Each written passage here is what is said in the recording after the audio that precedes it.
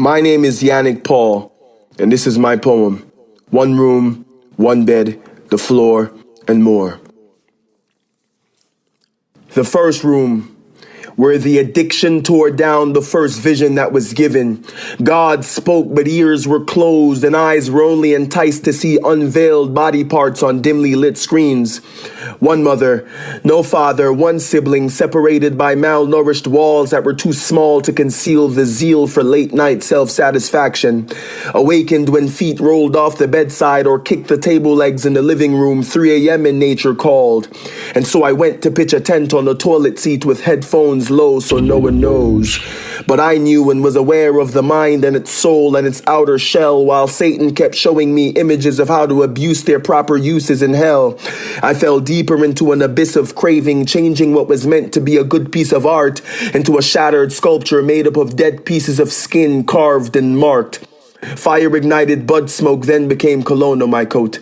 Glossy eyes then told lies to my brother, and blackened lips then couldn't even kiss my own mother, 'cause dead soul wandered, wondering why he's kept alive, unhappy while happily volunteering to commit suicide with his mind. Not actually slitting his wrists, but blowing his brain out with a spliff, itching when the forbidden women visits, just to make a mockery of the failed attempts to tempt and be tempted, and to restricting them from slipping into the first. And then, the second room, where signs of repentance came knocking at the door, and silent tears from crying to God floods the bathroom floor, sure now that there's more to life than what sizzles the dermis, nervously learning those hard lessons from hands-on scantrons. When a quick abortion visit murdered a baby, then surrounded around a round table smoking angel dust with a pregnant lady. All of us, knowing we're poisoning each other, sipping from each other's chalice, maliciously putting more burden on each other's baggage as if we're lord of each other's physical framework. She's the reason I found doom in my room, yet we still honeymooned in a tomb at noon and beyond. And as her flowers bloomed, that's when my powers oozed, inevitably losing my identity when sensation became too much to handle. No longer able to please or be pleased with ease, Jesus demonstrated the holiness of the body when the word became flesh. And yes, making the lame walk the walk when he walked among men like me, freeing them from self-bondage by honoring the Father with his body, laying his life down not on a bed but on a cross, raised in between two thieves who neither earned or deserved new life, but one was granted access into paradise immediately after closing his eyes for the last time in this dimension. And as Christ was resurrected from the dead, I resurrected with him, till the slow leaking carcass I lived in was demolished and rebuilt by the owner, he who knew who I'd become before my parents even knew they'd have a son. I'm renewed now, although the unwilling thorn still clenched in my flesh humbles me to fall to my knees in prayer to a God who knows me well. Nevertheless, I try to love my wife with lips that kiss out the word eternity on her limbs, grounded to the three corners of love, Father, Son, and Spirit, mimicking the profound mystery of the physical Christ. Like the first time Adam laid eyes on Eve's figure, triggering a physical eruption of what it means to become one flesh. Bones interlocking tightly together with a touch as soft as a feather, whether breathing in or breathing out the smell of ourselves when actively worshiping God. The Creator's created creatures feature him in one room, one bed, the floor, and more, handing over ourselves till God himself returns to alleviate the burns in our aching bodies, giving us flesh that remembers nothing of how the dominion of sin dimmed the openness of our spiritual by torturing us with the brokenness of our physical. From death to life, forever husband and wife in Christ. Thank you for tuning in to Uncommon Women. I'm Shanera. And I'm Jenny Lee. So today we'll be giving a small surface on addiction. And in our next episode, we will actually have a guest speaker share their experience on how they overcame an addiction. As you're aware, there's several types of addictions, such as substance abuse, activities, things, all types of stuff could be considered an addiction. But today we will actually focus on how addiction develops, why addiction is hard to overcome, types of addictions, and seeking treatment. So Basically, how addiction develops is your brain is like a complex organ controlling every voluntary and involuntary action we make. The brain controls basic motor skills, heart, breathing rates, emotions, behaviors, and decision making. There is a part of the brain responsible for addictions, though. The name for this part of the brain is limbic system. The system, also known as the brain reward system. It's actually responsible for producing feelings and pleasures. So when a person takes an addictive substance, the limbic system releases chemicals that make the user, feel good. Feeding an addiction becomes a priority and number one. So basically, what happens is when a person starts using a drug, they feel like a sense of, like a feel-good sensation. So then that makes you want to actually use it over and over again. And the abuse of addiction substance activates the brain reward system. So it frequently activates a system where the drugs can lead to a type of addiction. The brain then rewards that behavior by creating feelings or pleasures. Okay, now every circumstance and situation is different. Some ways that addictions actually develop, it can run in the family, certain types of genes that have linked to different forms of addictions. Not all family members are prone to that addiction, but that's one of the reasons or causes why some people have addictions. Some other factors may be growing up with an alcoholic parent or being abused as a child. That exposes to extraordinary stress, which can lead to drugs and underage drinking, peer pressure. There's all types of things that can actually lead you into starting or becoming addicted to some type of substance. So typically, the earlier you start, the greater the likelihood of having an addiction, especially like alcohol. It's using as a disorder or later in life.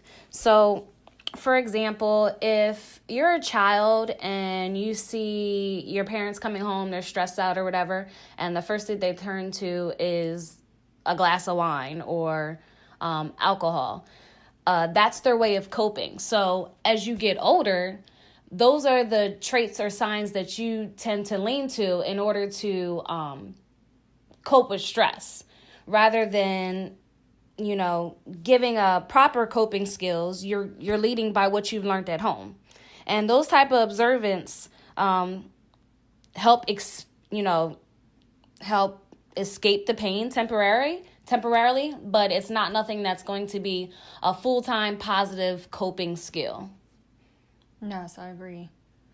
It also, what I've learned as coming from a family from alcoholism, so it's been a passed down thing, especially on my father's side. I've seen it happen where the mother, first it starts out of just enjoying yourself, and then things happening, they start drinking, and then from watching it, I've seen it go from my father, and then his brother, and then then from the children and on. I've seen it actually happen that way. So it can also happen on all types, or somebody is just wants to drink just to get drunk because they like the way it makes them feel. So it also turns into alcoholism when it gets to that point where then half the time when they start drinking, they don't even know what they're doing. They don't even remember what they did the night before because of the alcohol. It gets so bad that they start reeking the smell of alcohol off their body. Yeah, addiction is, it's a real result of moral weakness, and people tend to try to fill their emptiness with drugs, alcohol, anything that they can, feel better at that moment, when typically it's just making it a long, prolonged situation in their lifestyle.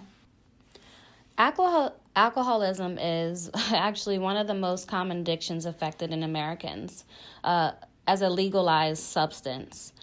Reading from Addiction Community, they say that approximately 20.6 million people in the United States over the age of 12 have an addiction from 2011.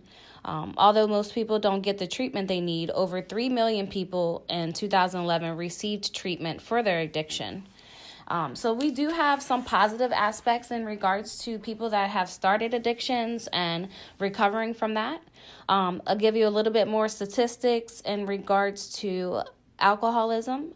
Binge drinking is more common in men. 9.1% of men 12 and older reported heavily drinking 5 or more days in a month. And it also had stated that more people receive treatment for alcohol than any other substance. Now, in regards to tobacco and nicotine, tobacco products have the highest rate for dependence. There's several factors that contribute to this, such as availability, and there are most resources that ever help you quit. But typical people, they're like, well, if it's legal, there's no addiction to it. It's okay. It's okay to actually smoke cigarettes. When you're actually harming your body, you're putting chemicals in your body that's deteriorating your brain and your reproduction system, and it's not good at all. And as for secondhand smoking, it is a lot worse and very effective, because it's like me sitting next to a person and it's like me smoking, but I'm inhaling it 2 times more than the actual person that is smoking a cigarette. Yeah. Many factors can influence whether your loved one could become addicted to drugs or alcohol. Some effects that maybe some factors including that is genetics, abusing drugs at an early age. Peer pressure is one big thing that we have in middle school, high school. I'm not sure. Do they have it in elementary? Did you get any peer pressure in regards to smoking cigarettes or things like that in elementary? Not necessarily. As I got older, yeah. As you got older? As I got older, I know, because I've myself personally in the past I've used drugs. Oh yeah, me too. I've smoked marijuana. I've popped pills like Xannies, Perks. I've even at one point, I think it was more peer pressure and just to impress a person. I actually I don't know if it was either crack or cocaine or meth. I don't know. Like I said, I'm not really familiar with drugs, but I had a friend that he was kind of on drugs, and we were just hanging out one time, and he told me to try it, and he didn't peer pressure me, but since I wanted to sit there and impress him, sometimes we do things without thinking. You're not really thinking. So I kind of I guess I snorted it. That's the name, I guess you call it. And that was the first and the last time I ever tried it, because honestly, it didn't get me high, but it just bothered my nose for a whole entire day, that it was so weird, and I would never want to experience that ever again. And ladies, I also want to just give some advice on the subject that I just spoke about. When you're trying to impress somebody, or you're just trying to get their attention, and if you know someone that does sort of drugs, don't do it just to impress them, or you want to be in the in crowd, or try to get their attention, because at the end of the day, drugs aren't good for you. They'll deteriorate your brain. It messes up your immune system. It messes up everything in your body. So from my experience, and don't let anybody make you feel uncomfortable. If you don't want to do something that you don't want to do, be like, hey, do you, but I'm not doing it. Yeah, and it's long-term issues with doing drugs, and me personally, I believe that medication is another way of being a prolonged addiction. I see, the doctors, and don't get me wrong, I don't have an issue with doctors prescribing medication. I'm not trying to say that, some people don't need the medication, but I feel as though doctors prescribe medication specifically for elderly, one after another. So it's if they have an issue with, for example, headaches, they'll prescribe one type of medication, and then they'll prescribe another medication to avoid the side effects for that. And that's long-term types of addictions. That can be an addiction as well, medication. And I see, this is just my personal opinion, but I see a lot of people putting children on medication at a young age, where that's another source for them to be starting addictions when they're kids. Yes, and I agree. I agree because I when my daughter was little, you know, and when she was going through therapy, she was going through a phase when she was a child, and they wanted me to put her on medication, but I told them that I wanted to put her on medication, but nothing so strong that was gonna have her to the point where she was just Out of it. out Right, of it, you out know. of it. Mhm. So, you know, and luckily I was lucky. The only thing they did give to her was like some narcotics, but it was for her to help her sleep at night. So that was the only thing, and I didn't give it to her every night. And even with the medication I was giving her, it was only a small dosage, but it didn't even work because she used to tell me, "Mom, these are not working."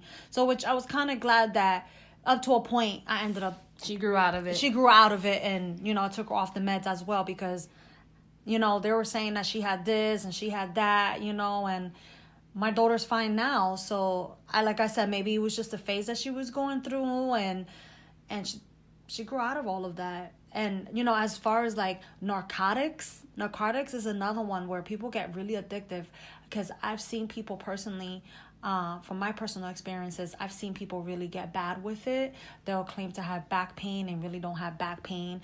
I've seen people, like for instance, I've worked in the group home where we had to get training to give narcotics to the patients, and you know, and sometimes I used to look at the names on there and be like, wow, that's a really strong dosage, you know. Well, we keep them locked up, but like I said, and people in general, where they're given narcotics, they are most likely, especially if it's like they got like a chronic, you know, disease or chronic back pain, they're more likely to get addicted to narcotics. Yeah, your body gets immune to that dosage. And then once your body gets immune to a specific dosage, you actually need something stronger to cope, to feel that gesture of feeling good. And that's how people get so addicted to narcotics. I mean, people are selling them on the streets like it's a normal drug, and it's life-changing types of addictions that you should stay away from. And for instance, like with the narcotics, they even lace up the marijuana now, or they'll sometimes, like I've seen, like in a personal appearance, I had dated someone that was on K2. And believe me, when he smoked it, he was a totally different person. He used to scare me, and I used to record him after the high was done. I used to be like, hey, you know, this is how you're acting. Like, that is weird and that's crazy. So after a while, luckily, you know, praise God that, you know, he stopped smoking K2 and started realizing that was something that he didn't want to do. So I've seen it all. I've had someone even sniff in front of me. So imagine my face before I even knew about what narcotics and what real drugs were, and what, you know, now, especially now when they're saying how the marijuana, how they're trying to make it medical marijuana, you know.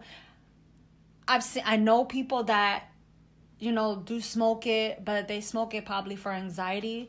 Sometimes I've seen people where some people abuse it and don't really use it medically. Yeah, and that's what we're trying to get at. We're trying to say, you know, some people, medication, whether it's marijuana or whether it's medication like narcotics, or, you know, as long as you're not abusing the substance, that's what makes it different. That's what makes it an addiction, where you can actually take it and not feel as though you need a stronger dosage, or that you take it in order to feel good, unless you obviously have back problems. But what we're getting at is abusing the narcotic or abusing the substance that you have to take, and if it's prescribed to you. If it's not prescribed to you, that's another reason why you shouldn't be taking it. That's where an addiction comes into place. Okay, 10 reasons why people continue to use drugs. Genetic vulnerability, basically saying if the parents are alcoholics, 50% chance you will be an alcoholic. Self-medication. to make yourself feel good. The lack of alternative rewards. Keep taking the same drug because there isn't another drug to keep you satisfied. Impaired insight. They don't know they have a problem. A love and hate relationship with the drug. They crave the drug even if it's unpleasurable. But they continue to use deadly attraction. If you know you have a problem, stay away. You can relapse. Yeah, so that, for example, if you're just coming out of rehab. But they continue to use deadly attraction. If you know you have a problem, stay away. You can relapse. Yeah, so that, for example, if you're just coming out of rehab and you're going back to the place where, you know, you're influenced by people that do drugs or abuse alcohol as well, you got to stay away from those type of people because it's, you know, it's more of a chance of you relapsing being with those people rather than staying clean and doing something positive with your life. That's true. Falling off the wagon. It's like a repeating cycle. And it's okay to fall off the wagon as long as you get yourself back up. You know, a lot of people get stuck in their ways when they fall. They're like beating themselves up like, man, I fail. I can't get it together. But you got to realize it's okay to fall as long as you don't keep repeating the cycle of falling. You have to be able to get up and move on the next day. Over-evaluation of the immediate reward. It can have long-term effects. Your reflected mind, etc. It can control you. That's true. Stress. It can lead to want to use. Many situations can be from adverse childhood experiences such as physical and sexual abuse, neglect, domestic violence, and family dysfunction is also associated for risk to want to use, creating a high emotional stress, which makes want to use. Yeah, so like if you've seen some traumatic things that go on in your childhood, that's not normal. And, you know, you don't know what's unnormal because that's how you were raised, how do you say it? Raised that way, right? So, I mean, for you, typically, it's like, okay, my mom was abused. That's something normal. So when you get older, say, for instance, you're in a abusive relationship, to you, that's considered normal, but it's not. And that's the same way as with an addiction. If you see that your parents are drinking when they're going through something, that's the way you cope with things. And that's not a positive enforcement of coping with stress. There's a couple of ways that can lead to exposing of abuse to alcohol and other drugs. We have short-term stress, which causes uncomfortable physical reactions, and then you have the long-term stress, which is caused by illness, divorce, or even something serious as death. They typically can lead to serious health problems like traumatic events or natural disasters, even violence that can lead to a serious stress further than that, which is PTSD. And most of the time, people exposed to those type of stressors typically are likely to abuse alcohol and other drugs. Yes, and I agree. Like when we're talking about due to stress, you know, because like when children see their parents stressed and they see them actually doing the drugs and so much dysfunction, it will lead them to that. So I totally agree. The dysfunction will mess you up. Okay, projection. When someone doesn't crave something, they mispredict how they're going to end up craving. It's a whole new other way entirely. People don't remember how bad they crave things beforehand. So they either crave it some way or more than before. Since they fail to remember why they had trouble, they overestimate rather not. They can resist it, which in turn they try to stay alive. So in other words, just basically saying like they're just like they try to resist it, and then the drug just it's the urge is there. The urge is there. That's like if you go cold turkey, and you're feeling as though, oh, I don't want to do this anymore. But your body's so immune and accustomed to that type of drug or alcohol that you start having seizures, or you start breaking out, or you get yourself more sick than what you were before doing the drug. That's why people relapse and go back to using drugs or alcohol. No.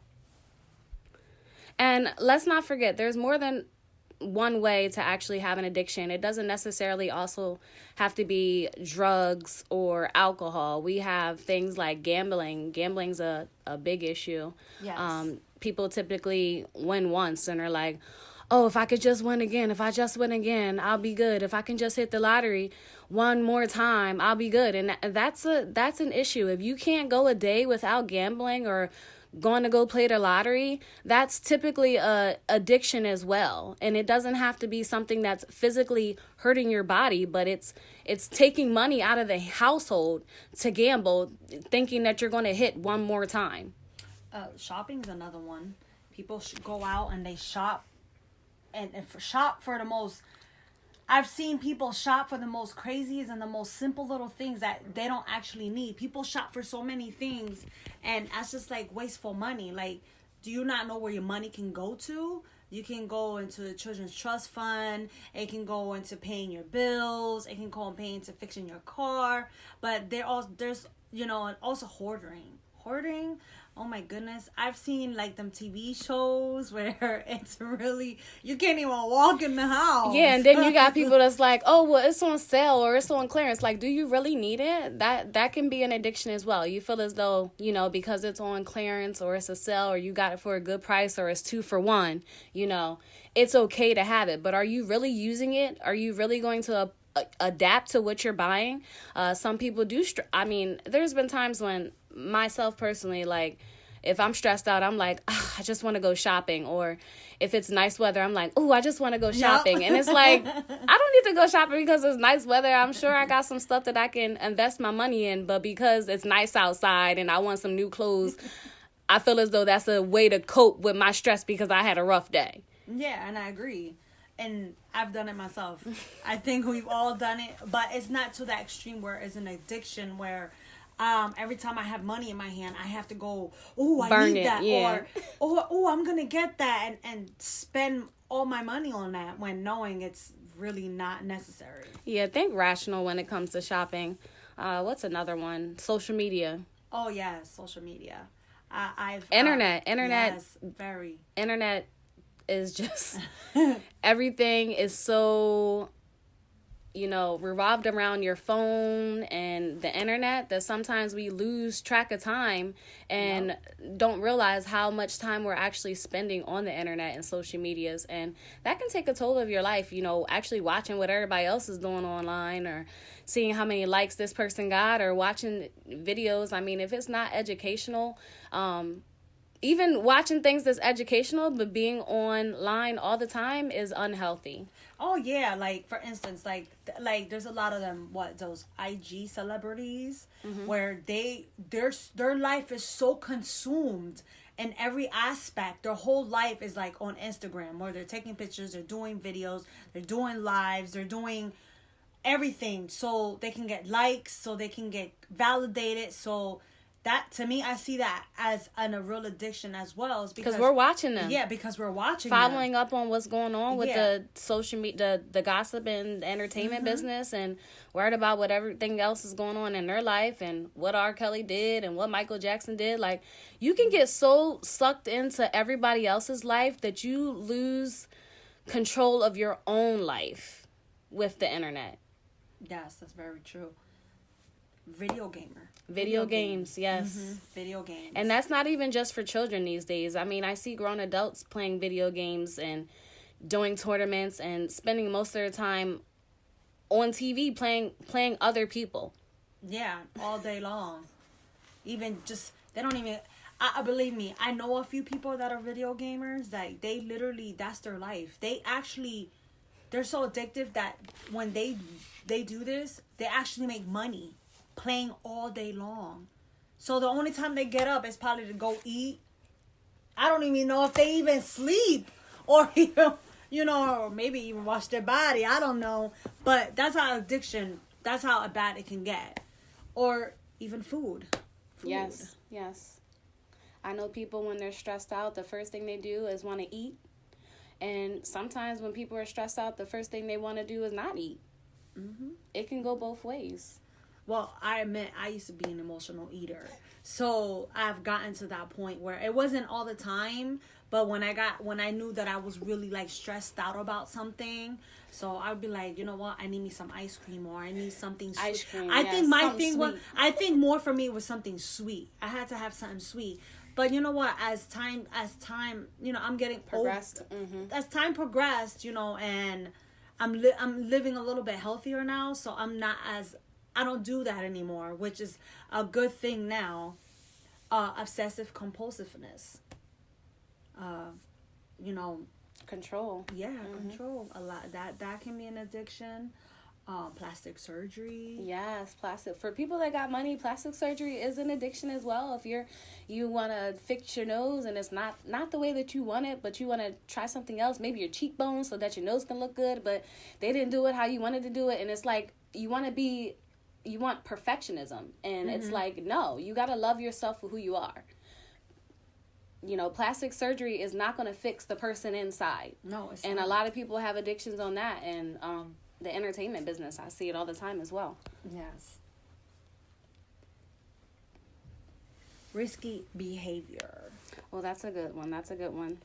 And that can be something as little as sex. People don't consider sex being an addiction, but it can actually be addiction. If it's like excessive sex where it's affecting your relationships, your job, or your health, it's typically a hypersexual disorder, which can engage in sexual behaviors that have consequences, like STDs, having sex unprotected, financial strain, spending money to have a prostitute to get sex, legal problems, putting yourself in situations where you don't have the money, but you're out there tricking just to get it because you love the desire of having sex.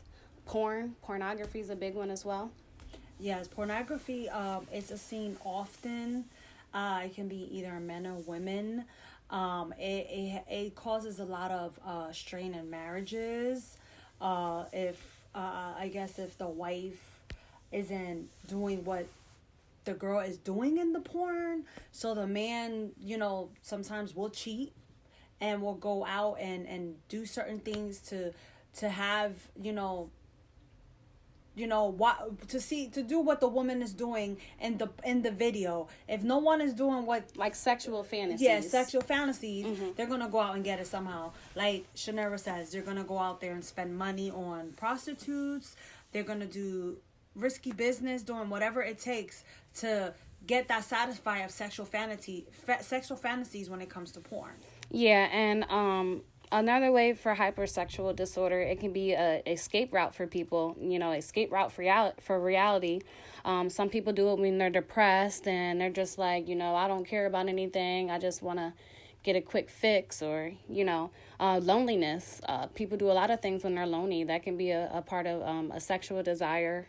Stress as well, anxiety, to relieve the stress. People always be like, oh, I just need to relieve my stress. I just need to be with somebody so I can relieve my stress. And those are not healthy ways to handle stress. Everything always comes back to stress and anxiety. Masturbating excessively is an issue in regards to a sexual addiction.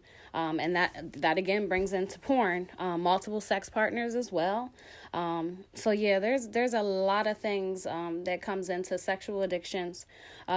Basically something that's difficult to control. If you cannot control it, that's where you have an addiction. Anything that you have an issue with controlling, where you don't have self-control over it, it's taking over your mind, body, and your soul. And that's where an addiction comes into place. There's a lot of things that you can do out there to cope with stress, or drugs or alcohol, anything that can wind into you going down the wrong road of being addicted. And that's what we're going to talk about right now. We're going to get into ways to be treated if you've experienced any of those situations. And we understand, quitting is not a matter of willpower and morality. Overcoming addiction is definitely a struggle. I get that. Even for someone who is genuinely trying to stop using. This is because the addiction actually changes how the brain functions over time. So it's definitely not going to happen overnight. But what we're going to do, we're just going to give you a couple of treatment locations and some information on how to seek help. Yes. When you're seeking treatment, my one thing I could say, you got to be productive, around family, friends, and society and work. And I think that's important when you have such a support system. So like when you go to 12-step programs, like an example, like a church, positive friends, families, support groups, relapse prevention, alcohol toxicity, there, you got to make sure you go into these, make sure that they're all medical treatment places, because this is where you're going to get the help, because you got to go through a process. For instance, like they also have sex treatment centers and gambling treatments as well. Especially when you go into the sex treatment centers, make sure that you get tested for any type of STDs. Yes. As it goes well for you being an addict as well. Make sure you go in, and when you go look for the help, that you get tracked for any type of drugs at all. So we also have some phone numbers here for you guys from the National Helpline for Substance Abuse and Mental Services Administration. It's 1-800-662-HELP, but 4357. And National Helpline for drug and addictions is 1-888-633-3239. And also for porn, we have 1-800-273-TALK 8255. Yeah, and we'll also have the phone numbers and the websites in the bio, so make sure you check that out, especially if you want to be confidential in anything that you're going through and no one actually knows what family members or friends knows what you're going through behind closed doors. You're more than welcome to give those toll-free numbers a call and be confidential, and they'll be able to walk you through the next step or give you guidance on what you need to do so that you can get out of this issue. You want to always bring yourself back to light, try to get away from all the negative. And if you're going through something or someone that's going through it, I would recommend you try one of those helplines as well. Yes, I agree. But when you go through these treatment centers, make sure that they're very medical and mental health services as needed, because I know that these places where it certainly will help you in everything and every aspect in your life that you need to get the help that you need. Yeah, so just try to get the treatment that you need. Thank you so much, listeners, for actually tuning into our episode. Be sure to tune into episode 26. We actually have an amazing guest speaker, express about their addiction and how they recovered from it. It's something you definitely don't want to miss out on. And before we close up, we do have a poem to actually get you through the week. I know you're tired, and I know you feel like giving up, but you're not going to. You know why? Because you are strong. And when you've survived through it all, the stuff your addiction has put you through, you can survive recovery. Be sure to like, share, comment, add us on Facebook. We can be looked up on Uncommon Women. Instagram and Twitter is Uncommon3Women. And if you have any questions or concerns, or you want us to share anything else about an upcoming topic, please email us at uncommonwomenpodcast@gmail.com. Thank you so much for tuning in, and listeners, be sure to stay on common.